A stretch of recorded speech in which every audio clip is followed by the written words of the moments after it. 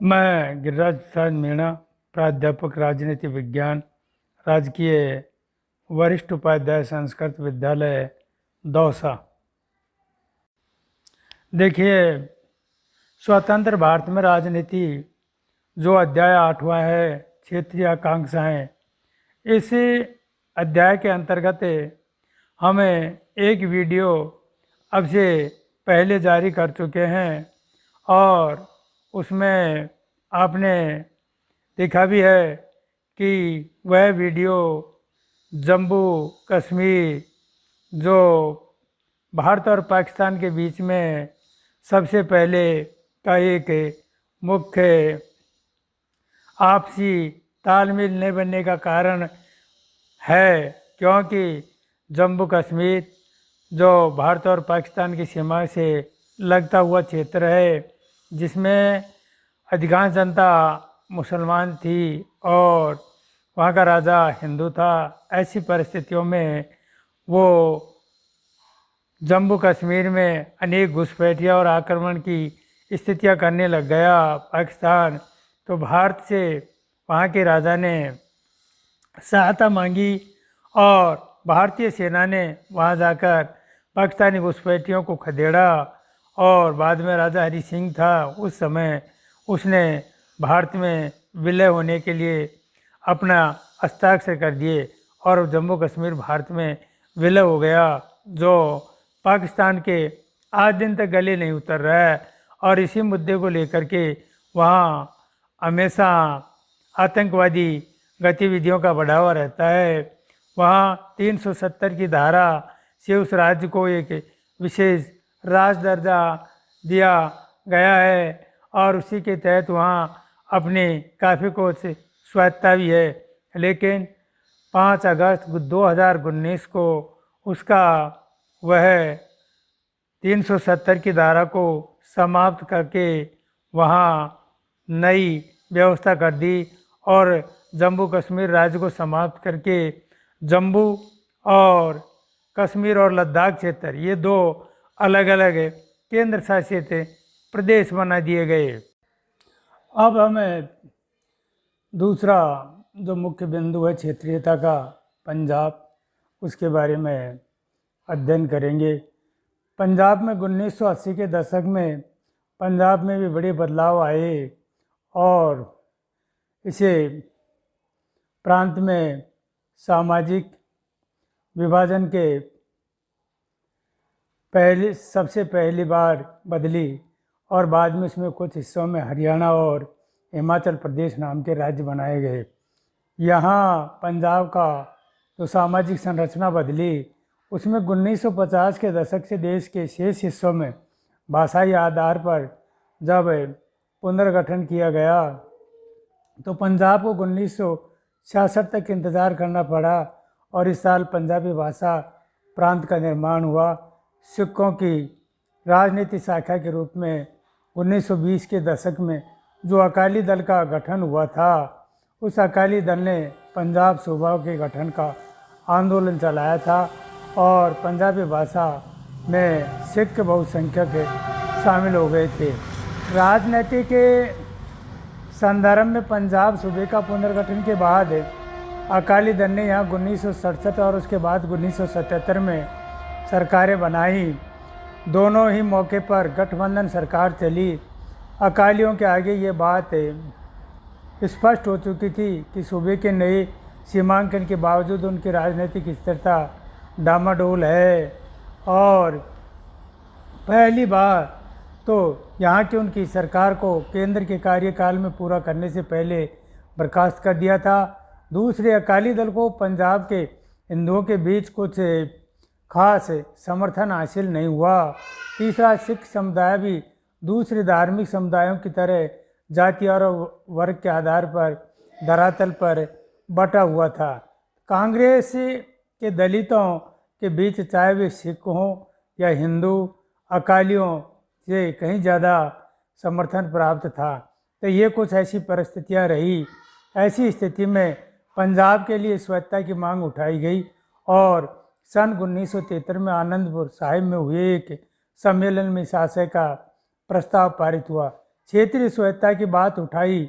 उसके प्रस्ताव की मांग में केंद्र राज्य संबंधों को पुनर्भाषित करने की बात भी शामिल थी। इसी प्रस्ताव में सिख कौम की आकांक्षाओं पर जोर देते हुए सिखों के बोलबाला का ऐलान किया गया और यह प्रस्ताव संघवाद को मजबूत करने की अपील करता है, लेकिन एक अलग सिख राष्ट्र की मांग के रूप में पढ़ा जा सकता है।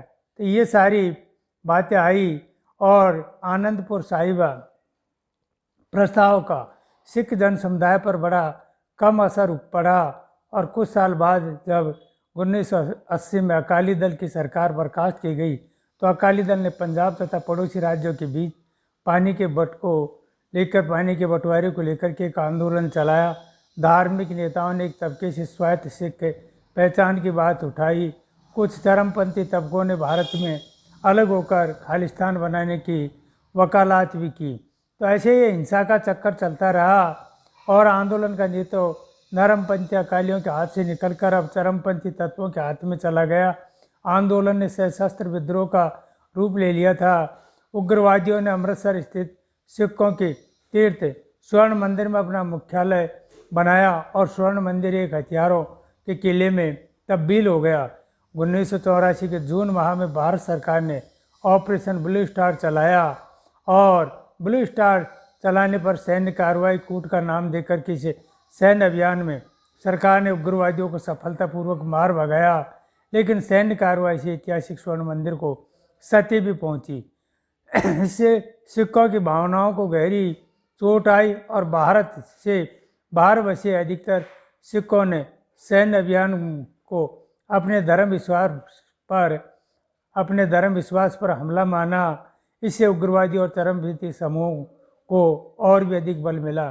कुछ और त्रासद घटनाओं से पंजाब समस्या एक जटिल रास्ते पर ला खड़े की। ऐसी स्थिति में जो देश के प्रधानमंत्री श्रीमती इंदिरा गांधी थी, उनकी 31 अक्टूबर 1984 को हत्या कर दी गई और उसमें जो उसके अंगरक्षक थे और ऑपरेशन ब्लू स्टार का बदला लेना चाहते थे, इससे पूरा देश एक शोक व्याप्त हो गया। दूसरी तरफ दिल्ली सहित उत्तर भारत के कई हिस्सों में सिख समुदाय के विरुद्ध जनता भड़क उठी थी। राजधानी भी इस हिंसा पर सबसे ज़्यादा प्रभावित हुई। कानपुर, बोकारो जैसे देशों में कई जगह सैकड़ों सिख मारे गए और काफ़ी परिवारों को भावनात्मक आघात पहुंचा, आर्थिक हानि भी उठानी पड़ी। इससे दुख की बात यह था कि सरकार ने स्थिरता को सामान्य बनाने के लिए बड़ी देर से कदम उठाए थे और लोगों ने कारगर तरीके से दंड भी नहीं दिया गया। प्रधानमंत्री मनमोहन सिंह ने 2005 में संसद में अपने भाषण के दौरान इस रक्तपात पर अफसोस जताया और सिख विरोधी हिंसा के लिए देश से माफ़ी मांगी।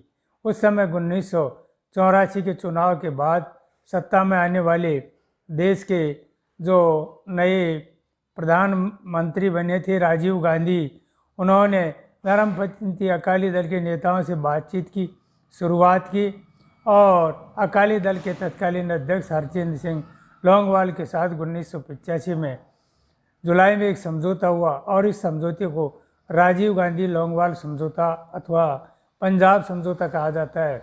1985 जुलाई के महीने में राजीव गांधी और हरचंद सिंह लोंगोवाल के बीच में जो समझौता हुआ था, उस समझौते को राजीव लोंगोवाल समझौता या पंजाब समझौते के नाम से जाना जाता है।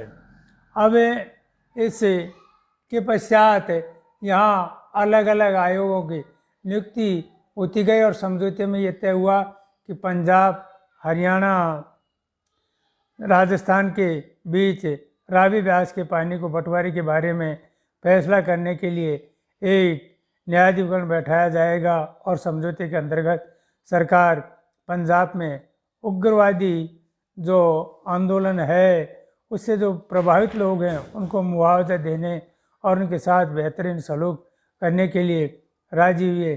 साथ ही पंजाब से विशेष सुरक्षा बल अभियान को भी वापस लेने की बात पर सहमति हुई। पंजाब में न तो अपनी अमन आसानी से कायम हुआ और नए समझौते को तत्काल बाद हिंसा का चक्कर लगभग एक दशक तक चलता रहा और दबाव के लिए कई कार्रवाई की।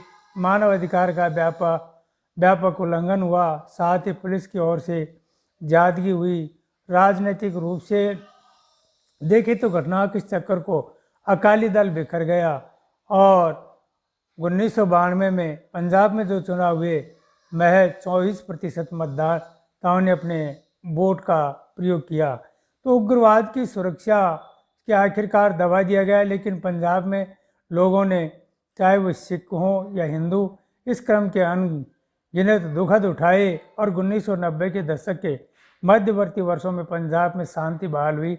1997 में अकाली दल और भाजपा के गठबंधन को बड़ी विजय मिली और उग्रवाद के खांसी के बाद के दौर में पंजाब का पहला चुनाव था। राज्य में एक बार फिर आर्थिक विकास और सामाजिक परिवर्तन के सवाल प्रमुख हो गए। हालांकि धार्मिक पहचान यहाँ की जनता के लिए लगातार प्रमुख बनी रही और राजनीति अब धर्मनिरपेक्षता की राह पर चल पड़ी। उसी प्रकार से जैसी घटनाएं जम्मू कश्मीर पंजाब में रही, ऐसे ही पूर्वोत्तर क्षेत्र में भी आकांक्षाएं रही हैं। पूर्वोत्तर क्षेत्र में भी 1980 के दशक में एक निर्णायक मोड़ पर आ गई। इस क्षेत्र में 7 राज्य हैं और उन्हें 7 बहनों के नाम से जाना जाता है। इस क्षेत्र के देश की कुल 4% आबादी निवास करती है, लेकिन भारत के कुल क्षेत्रफल के पूर्वोत्तर के हिस्से को देखते हुए यह आबादी दोगुनी कहीं जाएगी। 22 किलोमीटर लंबी एक पतली सी राहगिरी इस इलाके में शेष भारत को जोड़ती है। अन्यथा इस क्षेत्र की सीमाएं चीन, म्यांमार और बांग्लादेश से लगती हैं। भारत के लिए एक तरह से दक्षिण पूर्वी एशिया का एक प्रवेश द्वार है।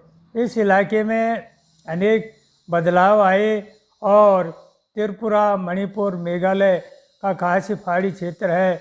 अलग अलग रियासतें हैं। आज़ादी के बाद भारत संघ में इनका विलय हुआ और पूर्वोत्तर में पूरे इलाके में बड़े व्यापक राजनीतिक पुनर्गठन हुआ। नागालैंड को 1963 में राज्य बनाया गया। मणिपुर, त्रिपुरा और मेघालय 1972 में राज्य बने, जबकि मिजोरम और अरुणाचल प्रदेश को 1987 में राज्य का दर्जा दिया गया।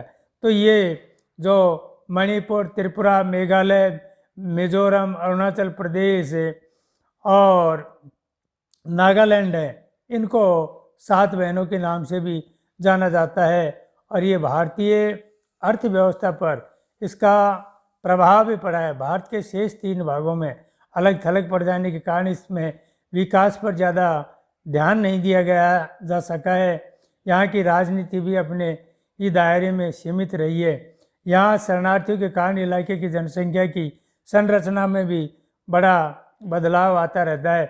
पूर्वोत्तर का अलग थलग पड़ जाना इलाके में जटिल राजनीतिक, सामाजिक संरचना और देश के अन्य हिस्सों के मुकाबले इस इलाके में आर्थिक रूप से पिछड़ा होना जैसी कई ऐसी बातें आती हैं जो पूर्वोत्तर और भारत के शेष भागों के बीच संचार व्यवस्था में बड़ी लचर है और इसकी पूर्वोत्तर की राजनीति का स्वभाव ज़्यादा संवेदनशील रहा है। पूर्वोत्तर राज्यों में राजनीति पर 3 मूल हावी रहे हैं, जो स्वायत्तता की मांग, अलगाववाद और आंदोलन और बाहरी लोगों का विरोध, ये मुख्य रही हैं। और स्वायत्तता की मांग 1970 के दशक में कुछ शुरुआती पहल की गई थी।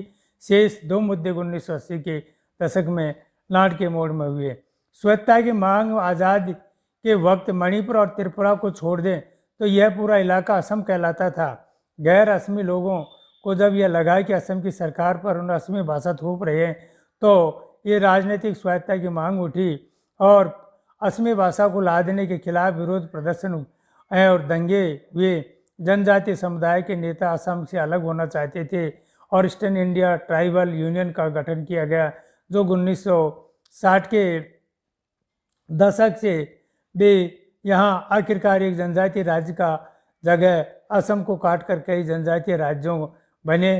केंद्र सरकार ने अलग थलग वक्त पर समय को बांटकर मेघालय, मिजोरम, अरुणाचल प्रदेश बनाया। त्रिपुरा और मणिपुर को भी राज्य का दर्जा दे दिया गया। तो 1972 तक पूर्वोत्तर का पुनर्गठन हो चुका था, लेकिन स्वायत्तता की मांग खत्म नहीं हुई थी। उदाहरण के लिए असम के बोडो, कर्बी और दिमसा जैसे समुदाय ने अपने लिए अलग राज्य की मांग की और अपनी मांग के पक्ष में उन्होंने जनमत तैयार करने का प्रयास भी किया। ऐसी स्थिति में जन आंदोलन चलाए गए और विद्रोहियों पर कार्रवाई भी हुई और छोटे छोटे और निरंतर लघुतर होते राज्य बनाते चले जाना संभव नहीं है। तो ये इसी वजह से वहाँ संघीय व्यवस्था के कुछ और प्रावधानों का उपयोग करके स्वायत्तता की मांग को संतुष्ट करने की कोशिश की गई है और स्वायत्तता में जो दी गई है, जबकि बोडो जनजाति को हाल ही में स्वायत्त परिषद का दर्जा दिया गया है। अलगाववादी आंदोलन, ये अलगाववादी जो आंदोलन है, संविधान में विभिन्नताओं का समाहार संघ के करगने के प्रावधान पहले से ही मौजूद थे, लेकिन कुछ समूहों ने अलग देश बनाने की मांग की और यहाँ किसी क्षणिक आवेश में नहीं बल्कि सिद्धांत तैयार के साथ जो मांगों से निपटना मुश्किल हो गया था। देश के नेतृत्व को पूर्वोत्तर के 2 राज्यों में अलगाववादी मांग का लंबे समय तक सामना करना पड़ा। 2 मामलों की आपसी तुलना में लोकतांत्रिक राजनीति से कुछ सबक सिखाता है। आज़ादी के बाद यहाँ मिजो पर्वतीय क्षेत्र को असम के भीतर ही एक स्वायत्त जिला बना दिया गया और कुछ मिजो लोगों का मानना था कि ये कभी तो ब्रिटिश इंडिया के अंग नहीं रहे, इसलिए भारत संघ में इनका कोई नाता नहीं है। 1959 में मिजो पर्वतीय इलाके में भारी अकाल पड़ा। असम की सरकार ने इस अकाल में समुचित प्रबंध करने में नाकाम रही। ऐसी स्थिति में यहाँ आंदोलन को जन समर्थन मिलना शुरू हो गया और मिजो लोगों ने गुस्से में आकर लाल डेंगा के नेतृत्व में मिजो नेशनल फ्रंट बनाया। 1966 में नेशनल फ्रंट जो मिजो की मांग करते थे और सशस्त्र अभियान शुरू किया था। भारतीय सेना और मिजो विद्रोहियों के बीच 2 दशक तक चली लड़ाई की शुरुआत हुई और मिजो नेशनल फ्रंट ने गुरिल्ला युद्ध किया। इसकी गतिविधियों को दबाने के लिए जवाबी कार्रवाई भी की गई और यहाँ अनेक कष्ट भी उठाने पड़े। एक दफ़े तो वायुसेना तक का इस्तेमाल किया गया। सेना ने इन कदमों में स्थानीय लोगों के क्रोध और अलगाव की भावना और तेज हो गई। 2 दशक तक चली बगावत के हर पक्ष को हानि उठानी पड़ी और इसे भांपकर दोनों ही पक्षों के नेतृत्व में समझदारी से काम किया और पाकिस्तान में निर्वासित जीवन जी रहे लाल डेंगा भारत आए और उन्होंने भारत सरकार के साथ बातचीत शुरू की और राजीव गांधी से बातचीत कर एक सकारात्मक समाधान तक पहुंचाया और 1986 में राजीव गांधी और लाल डेंगा के बीच एक शांति समझौता हुआ। इस शांति समझौते के अंतर्गत मिजोरम को पूर्ण राज्य का दर्जा मिला और मिजो नेशनल फ्रंट अलगाववादी संघर्ष की राह छोड़ने पर राजी हो गया। लाल डेंगा मुख्यमंत्री बना और यह समझौता मिजोरम के इतिहास में एक निर्णायक मोड़ साबित हुआ। इस प्रकार से वहाँ शांतिपूर्ण राज्य बना और उसमें कला, साहित्य और विकास की दिशा में अच्छी प्रगति हुई। अब इसमें नागालैंड की कहानी भी मिजोरम की तरह ही है, लेकिन नागालैंड का अलगाववादी आंदोलन ज़्यादा पुराना है और इसका मिजोरम की तरह उस बार हल नहीं निकला और अंग्रेजी जाबू और मिजो के नेतृत्व में नागा लोगों ने 1991 में अपने को भारत में आज़ाद घोषित कर दिया था और फिजी से बातचीत के कई प्रस्ताव ठुकराए। हिंसक विद्रोह के भी एक के बाद एक नागा लोगों ने एक तबके से भारत सरकार के साथ एक समझौते पर दस्तखत किए, लेकिन अन्य विद्रोहियों ने इसे समझौते को नहीं माना और नागालैंड की समस्या का समाधान होना आज की तारीख में भी बाकी है।